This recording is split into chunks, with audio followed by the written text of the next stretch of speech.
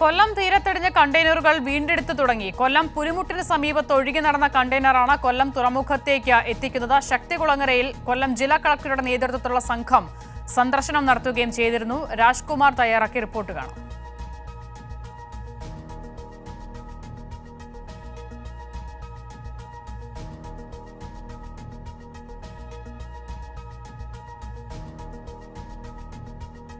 കടലിൽ മുങ്ങിയ കപ്പലിലെ ഒരു കണ്ടെയ്നർ അവർ സുരക്ഷിതമായി ഇപ്പോൾ ഫുൾ ലോഡഡ് ആയിട്ടുള്ള ഈ കണ്ടെയ്നർ ഇപ്പോൾ കരയ്ക്ക് എത്തിച്ചു കഴിഞ്ഞു.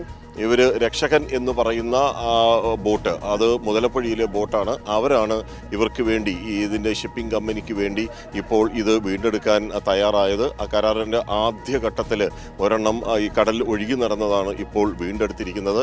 ഏതാണ്ട് 35-ലധികം ഇത് കണ്ടെയ്നറുകൾ ഈ കൊല്ലം തീരത്ത് തന്നെ പല സ്ഥലത്തായിട്ട് അടിയുകയും തീരമേഖലയിൽ തന്നെ ഒഴുകി നടക്കുന്ന ഒരു സാഹചര്യം കൂടിയുണ്ട്. അത് വീണ്ടെടുക്കുക എന്ന് പറയുന്നത് മുഴുവനും വീണ്ടെടുക്കാൻ കഴിയില്ല.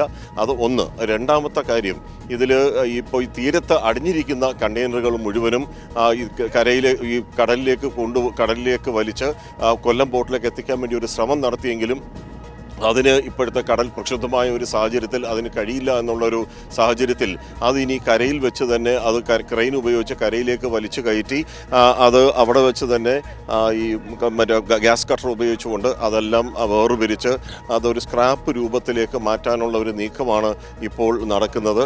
നമുക്ക് ഇതിൻ്റെ അടിയിലേക്ക് നമുക്കിവിടെ കാണാം. ഇതെന്നാണ്ട് ഇവിടെ ഈ കണ്ടെയ്നർ ഇതിപ്പോൾ ഇവിടെ കെട്ടി ബന്ദോബസ്താക്കിയിരിക്കുകയാണ്. ഈ വാർഫിൻ്റെ അടിയിലേക്ക് ഈ കണ്ടെയ്നർ ഇപ്പോൾ പോയിട്ടുണ്ട്.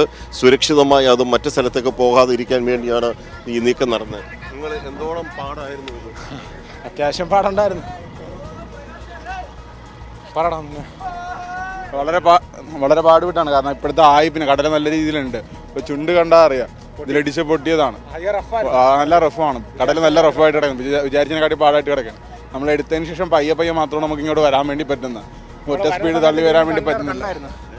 നാളെ ഇനി നൈറ്റ് ആയതുകൊണ്ട് ഇനി എന്തായാലും എടുക്കാൻ പറ്റത്തില്ല. നാളെ ഇന്ന് രാവിലെ ഒന്ന് പോകണം.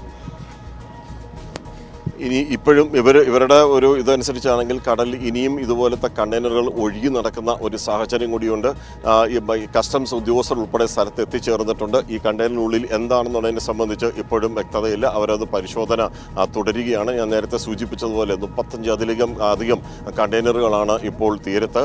അതിൽ ഈ തീരത്ത് മണ്ണിലേക്ക് അടിഞ്ഞു കയറി കിടക്കുന്നത് ഉള്ള കണ്ടെയ്നറുകൾ മുഴുവനും നേരത്തെ സ്ക്രാപ്പ് രൂപത്തിലേക്ക് പൊളിച്ച് കട്ട് ചെയ്ത് മാറ്റി അത് സുരക്ഷിതമായി കൊണ്ടുവരാനുള്ള ഒരു ശ്രമം ആരംഭിച്ചിട്ടുണ്ട്. അത് ജില്ലാ കളക്ടറിൻ്റെ അനുമതി അതിനാവശ്യമാണ്. കസ്റ്റംസിൻ്റെ ക്ലിയറൻസ് കൂടി കിട്ടാനുണ്ട്. അത് കഴിഞ്ഞായിരിക്കും ഈ ഷിപ്പിംഗ് കമ്പനി അങ്ങനെ ഒരു ഇതിലേക്ക് വീണ്ടെടുക്കാൻ വേണ്ടിയുള്ള നടപടികളിലേക്ക് കടക്കുക. അത് ഈ 1-2 ദിവസങ്ങൾക്കുള്ളിൽ അല്ലെങ്കിൽ 3 ദിവസങ്ങൾക്കുള്ളിൽ ഇത് മുഴുവനും ഈ രൂപത്തിലേക്ക് മാറ്റാനാണ് ഇപ്പോൾ നീക്കം നടത്തുന്നത്.